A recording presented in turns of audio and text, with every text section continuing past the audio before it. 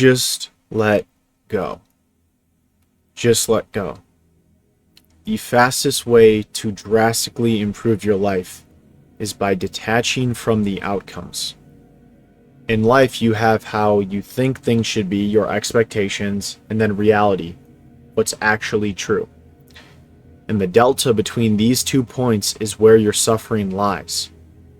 In other words, if you get rid of these expectations, which can only really be done by detaching and letting go, then you'll decrease your suffering. Not all suffering, but most of it. You've probably heard the quote, "We suffer more in imagination than reality." And that's what this truly means.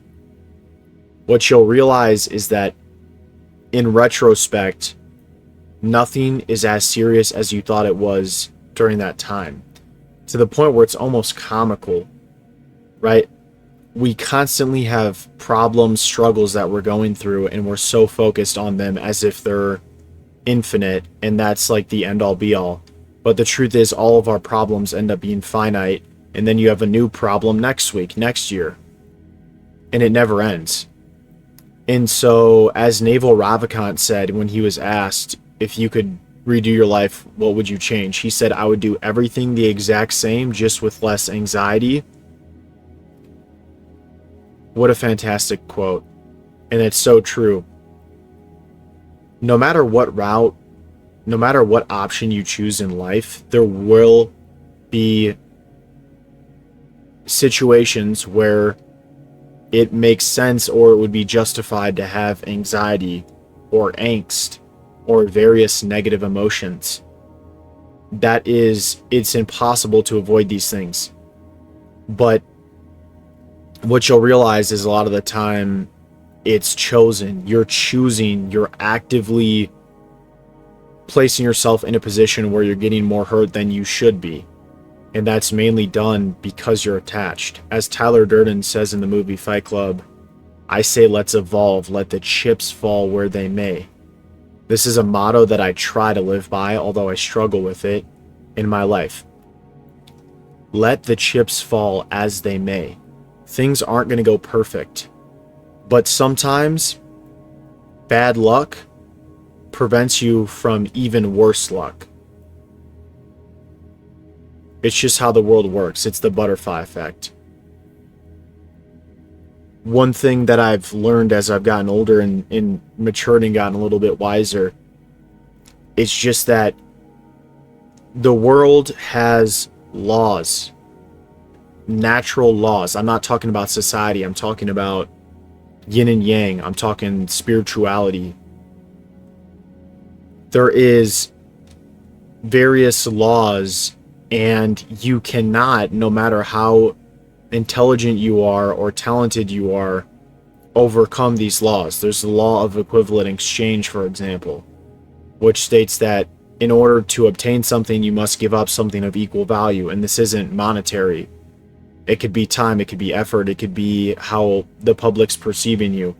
And what I've realized is that no human can transcend beyond these points. And so really the way to ease, or that's probably not the best way of phrasing it, the way that you can best situate yourself in any of these situations is just go into it without expectations and just let it be as it may.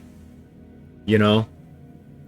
Things are what they are. Outcomes are going to be what they are. Just focus solely on what you're doing.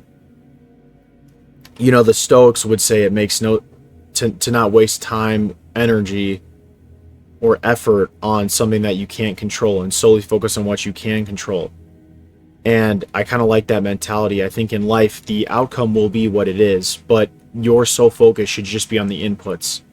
Okay, if I want to make $10,000, well, you can't be so focused on that $10,000. It would be better if you focused on developing a skill that would allow you to obtain that $10,000 and then double, triple, quadruple down on that skill once you have it nailed down. Because that is, the inputs are what create the output. So just focusing on the output is not doing anything for you, I promise. I promise you.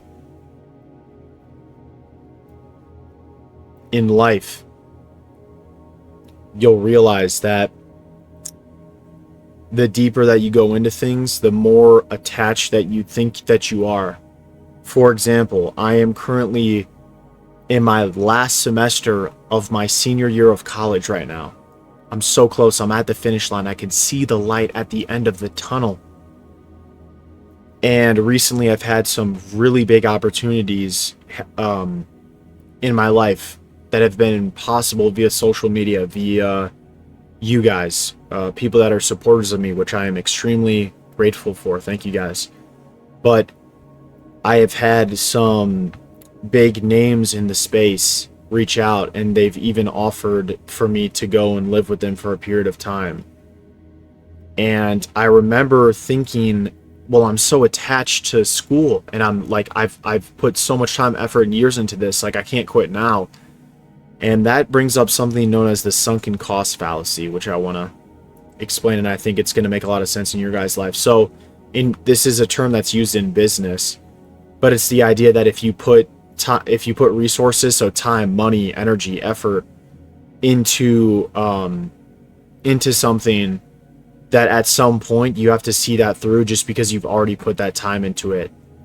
A lot of times people view relationships in this way, where it's like, oh, well, like, my significant other, they make me like happy, but not like really happy. They make me feel comfortable, but they're not like my person. It's not like my ideal relationship. But guess what? I already put so much time, effort, and energy, and I don't want to lose that and then have to start from square one, go through the heartbreak, everything.